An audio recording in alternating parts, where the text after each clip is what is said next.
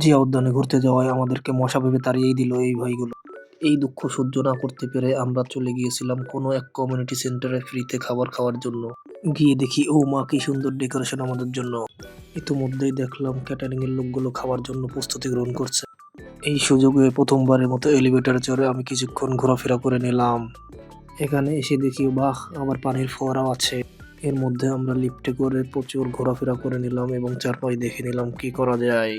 আমাদের কারোর গাড়ি না থাকায় আমরা পার্কিং লটের থেকে দ্রুত সম্ভব চলে গেলাম। এর মধ্যে দেখি অন্য জায়গায় ফুচকা বানানো হচ্ছে। as soon as possible আমার জন্য একটা ফুচকার ব্যবস্থা করে দিল ছোট ভাই। ও মা কি টেস্ট! আমি জীবনে ফুচকা খাই নাই। এত সুন্দর ফুচকা! Wow, wow, wow! এরপর দেখলাম আমার জন্য জিলাপি নিয়ে আসলো ছোট ভাই। র্যাটি ক্লথ পরার কারণে আমি নিজে ছবি তুলতে পারলাম না। ইন দ্য মিন টাইম খাবারের জন্য আমাদেরকে কল করা হলো। প্রথমেই আমাদেরকে সার্ভ করা হলো আলু বখরার চাটনি। সাথে ছিল বাটার নান।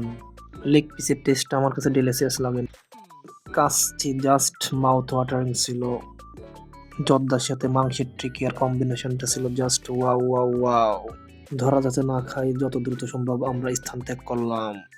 ৩টা বিয়ে একসাথে হওয়ার কারণে বিভিন্ন জায়গা থেকে বিভিন্ন কিছু আমরা খেলাম। কাশ্মীরি বিয়ে থেকে পানগুলো খেলাম জাস্ট ওয়াও ছিল।